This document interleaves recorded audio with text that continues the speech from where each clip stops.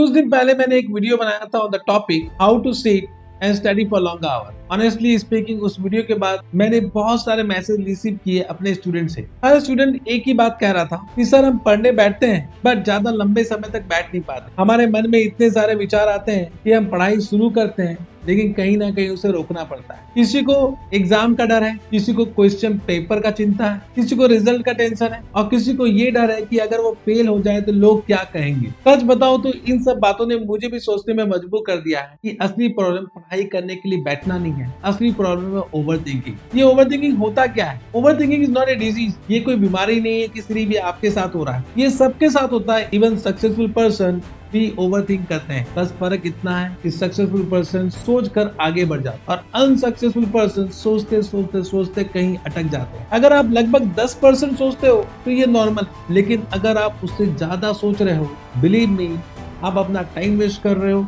और ये आपका पढ़ाई, कॉन्फिडेंस, आपका जिंदगी सब कुछ खा जाएगा। अब बात है कि ओवर थिंकिंग आता कहाँ से? ओवर थिंकिंग हमेशा शुरू होता है एक छोटे से डाउट से, एक छोटे से सवाल, एक छोटा सा डर, एक छोटा सा व्हाट इफ। अगर इस छोटे से डाउट को कंट्रोल नहीं किया जाए तो ये छोटा सा थॉट धीरे धीरे धीरे एक बहुत बड़ा घाव बन जाता है। अब हमें ये समझना है कि आपके मन में ये डाउट कहाँ से आता है।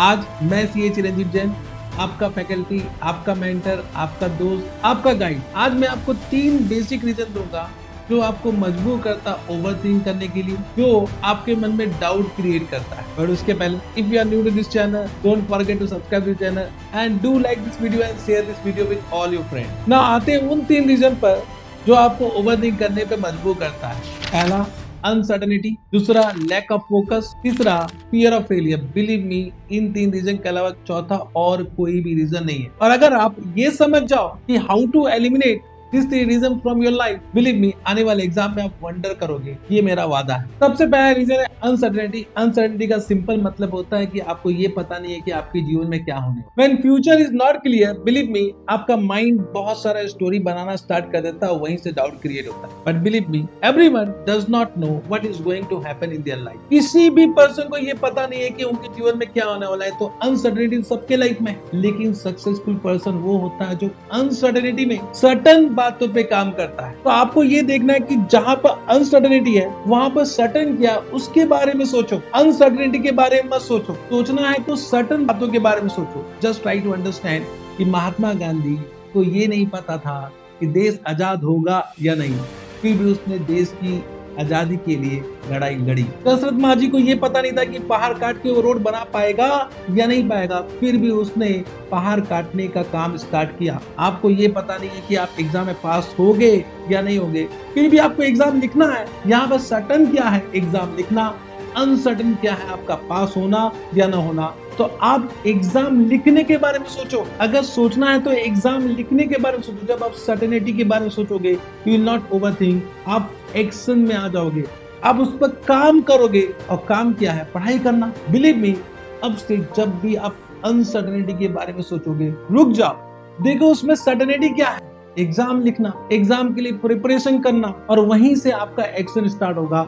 जैसे आपका एक्शन स्टार्ट होगा, आपका ओवर थिंकिंग कम हो जाए। आज आपसे एक दिल की बात कहना चाहता हूँ कि अगर ये पता चल रहा है कि लाइफ में क्या होने वाला है तो जीने का मजा भी खत्म हो जाए। लाइफ इज अनसर्टन, तभी तो चैलेंजिंग है, तभी तो इंटरेस्टिंग है। अगर लाइफ में ये पता चल रहा है कि जो आपको मिलने वाला वो मिल जाएगा तो life will not be interesting. उसी तरह अगर सीए एग्जाम लिखने के बाद सभी पास हो जाए तो उसका वैल्यू भी 0 हो जाएगा। अब बिलीव मी, तब आप सीए कोर्स ऑप्ट भी नहीं करते, क्योंकि सीए एग्जाम का रिजल्ट अनसर्टन है, तो ही तो इसका वैल्यू है। Got this point. अब आते हैं हमारे नेक्स्ट रीजन में, लैक ऑफ फोकस। हमें सबको पता है कि अगर हम वो काम करें जो हमें सबसे ज्यादा पसंद है तो हमारा फोकस ऑटोमेटिकली बढ़ जाता है। एग्जाम्पल के रूप में लेते हैं कोई भी खेल, चाहे वो आउटडोर गेम हो चाहे वो इंडोर गेम हो। Let us take example of video game. अगर आप कोई भी वीडियो गेम खेलते हो और उसको आप पसंद करते हो तो आपका 2 घंटा 5 घंटा कहाँ निकल जाता है आपको पता नहीं चलता, क्योंकि उस समय आपका माइंड उस गेम में इंगेज रहता है और आप ओवरथिंक नहीं करते हो। इसी तरह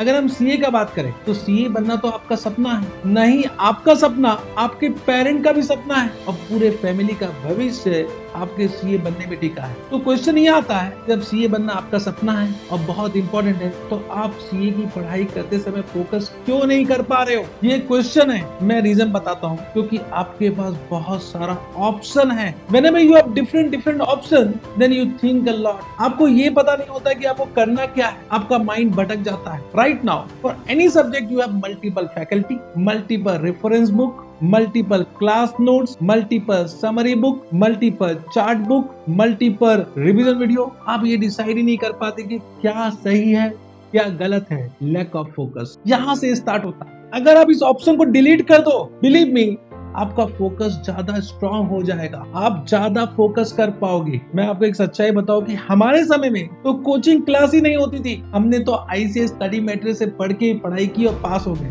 क्योंकि हमारे पास ऑप्शन ही नहीं था। हमारे पास सिर्फ एक आईसीएस स्टडी मटेरियल था, उससे पढ़ाई की और सीए बन गए।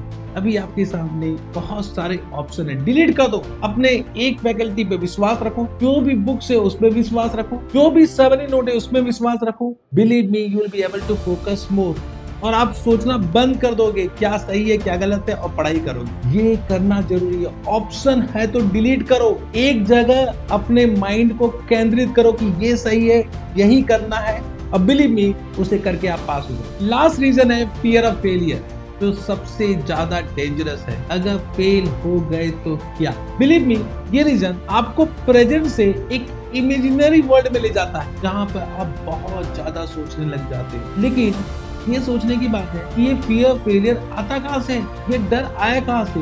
ये डर आता है फ्रॉम एवरीवन एक्सपेक्टेशन। आपके आसपास जो भी लोग हैं उनका एक्सपेक्टेशन आपके लिए फियर क्रिएट करता है। वो लोग कौन है? आपके फ्रेंड, आपके रिलेटिव, आपके पेरेंट्स। ये तीनों का एक्सपेक्टेशन आपका एक फियर क्रिएट करता है। बिलीव मी, इसमें रिलेटिव, फ्रेंड तो भाड़ में गए, बचा कौन? आपके पेरेंट्स। बात करो ना उनसे। आप अगर उनसे बात करोगे तो you will be able to eliminate the fear of failure, और जैसे वो एलिमिनेट हो जाएगा, believe me, you will not be surrounded by overthinking. ये करना जरूरी है। मैं आपको अपना एग्जांपल देता हूँ कि सीए इंटर का एग्जाम चल रहा था, कॉस्टिंग का एग्जाम हुआ और बहुत ही खराब एग्जाम हुआ। डर पैदा हो गया कि मैं एग्जाम में पास होऊंगा या नहीं होगा, आगे का एग्जाम लिखना है या नहीं लिखना है। ओवरथिंकिंग कारण नेक्स्ट एग्जाम के लिए प्रिपरेशन बंद कर दिया। अचानक से मेरे पापा का फोन आया, मैंने उनको बोला कि एग्जाम खराब गया। उन्होंने बस एक बात कहा, ठीक है ना भाई, फेल ही हो गए ना, धंधा पड़ा हुआ है, बिजनेस पड़ा, उसमें आ जाना। अब देखिए, वो फियर ऑफ फेलियर मेरा एलिमिनेट हो गया। मैंने सोचा मेरे पेरेंट्स, मेरे पापा मेरे साथ हैं, अगर मैं फेल भी हो जाता हूँ तो कोई डर नहीं है।